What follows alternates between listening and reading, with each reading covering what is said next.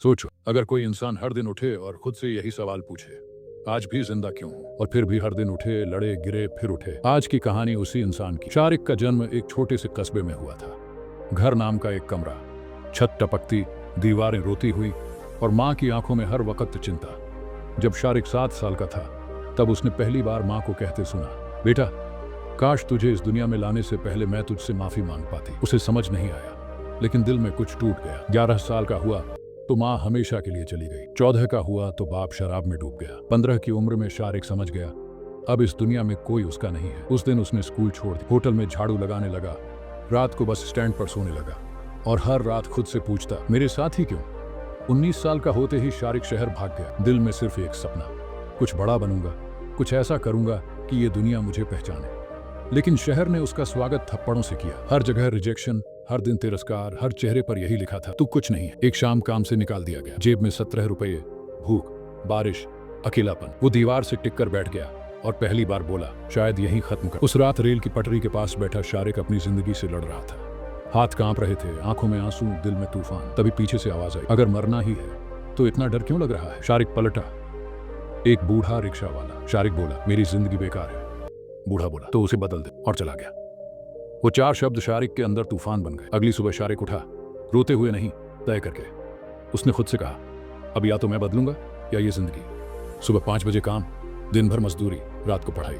सालों तक नींद छोड़ी, दोस्त छोड़े, आराम छोड़ा, बस हार नहीं छोड़ी। शारिक ने तय किया कि वो खुद को एक हथियार बनाएगा। उसने किताबें पढ़ी, स्किल्स सीखी, कम्युनिकेशन सुधारा, डर से दोस्ती की।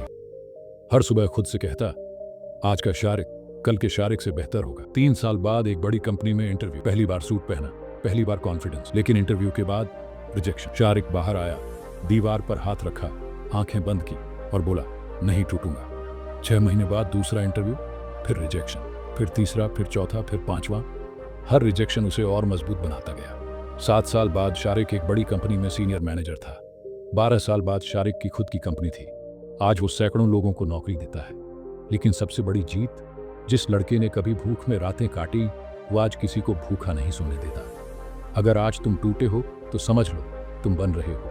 अगर आज दर्द में हो तो समझ लो तुम आगे बढ़ रहे हो। और याद रखो, जिंदगी उन्हीं को तोड़ती है जिनसे उसे डर लगता है।